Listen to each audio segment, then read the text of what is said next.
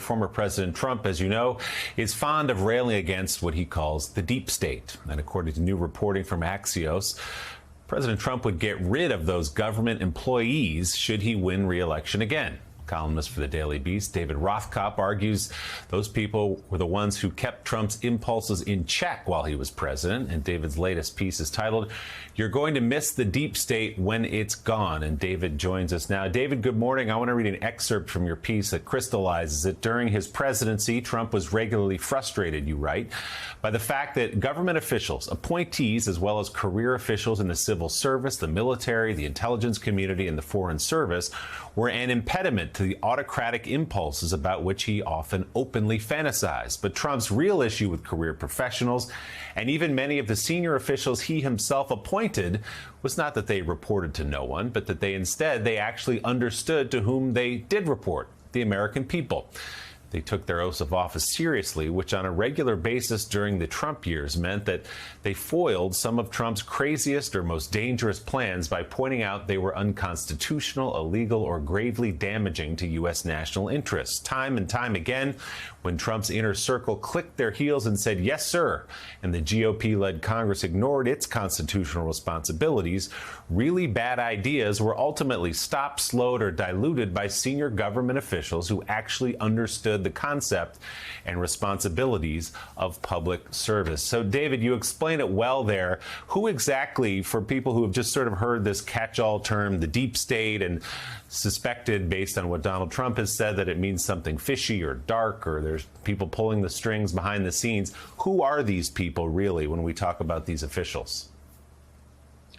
Well, people have been concerned about career government officials, whether they're foreign service officers, as I say, or intelligence community, military, or career civil servants, because they feel that those people outlast the political appointees. They don't report to them directly. They're not wholly loyal to them.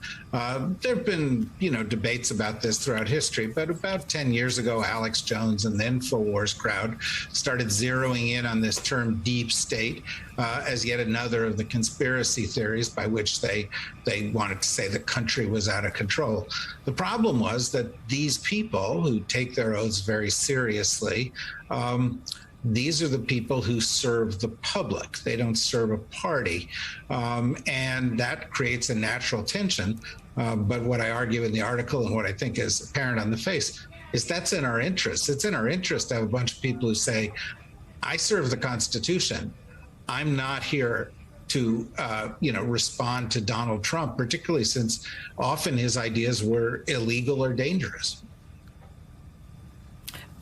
David, do you think that to some extent Donald Trump, if he would come back in 2024, would have more knowledge about the workings of government than he did in 2016, and therefore potentially be able to be more effective in changing the way government works? I mean, when he came in 2016, he didn't really know anything about the workings of American government. Now he does. Yeah, Kadi, that's exactly right. He came in, he didn't understand government. He thought people would just snap to and do exactly what he said, the way his small family business worked, the way, some of the people he liked to visit, Kim Jong-un's people cowered in his presence, and he liked that. But he discovered that they wouldn't do it. And so through the course of the administration, beginning as early as when he fired Comey, he started trying to get rid of people who were in positions to impede him and put loyalists in their place. And, watching the January 6th committee hearings, we understand that better because we see what he was trying to do in the Justice Department. We see what he was trying to do in the Department of Homeland Security. He was trying to put in people who would say, oh, the law doesn't matter. I care what the boss says. David, it's Walt Isaacson. You wrote a great book called Running the World, which was about the history of the National Security Council and how that whole apparatus came to be. Tell me why we developed this notion of a more permanent apparatus, and how should we be balancing that with the need of political leaders to get done what they want?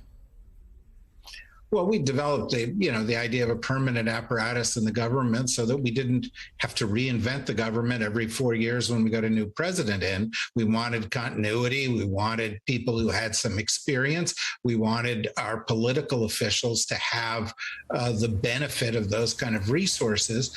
And this apparatus you talk about was actually created 75 years ago, and it's worked pretty well ever since. Now, they report to political leaders, but their oath is to the Constitution. Their service, their real boss is the American people. And so they always have to balance that. And so when a president comes in, as Trump did, said, hey, let's build a moat at the southern border and fill it with alligators, or let's fire missiles at Mexico, or let's go to war with North Korea today, or let's steal an election. These people said, whoa, not legal, not a good idea. Let's find another way. And, this was frustrating for Trump because, the Congress, the Republicans in Congress rolled over and did whatever he wanted. The courts were getting kind of packed. And at the end of the day, these professionals were the only check or balance that worked on the president. David Rothkopf, an important piece and a reminder of what Donald Trump might bring to a second term. We'll be reading the new piece at the Daily Beast. Thanks for being with us this morning.